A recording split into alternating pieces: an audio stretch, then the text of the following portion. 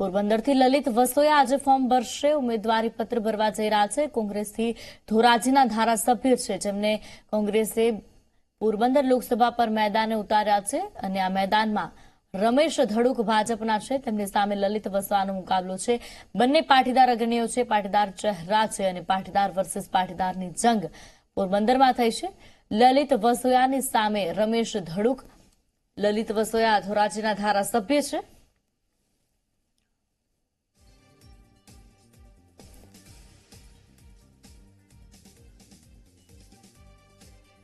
તેમની સામે ભાજપમાંથી રમેશ ધડુક ચૂંટણી લડી રહ્યા છે। પોરબંદર બેઠક જે રાદડિયા પરિવારનો ગઢ રહી છે અને રાદડિયા પરિવારના સંપૂર્ણ સમર્થન સાથે રમેશ ધડુક ભાજપ તરફથી ચૂંટણી લડી રહ્યા છે, તો તેમની સામે લલિત વસોયાને કોંગ્રેસે મેદાને ઉતાર્યા છે। સત્યમ અંસુરા ફોન લાઈન પર। સત્યમ, લલિત વસોયા આજે ફોર્મ ભરવા જઈ રહ્યા છે, શું કાર્યક્રમ?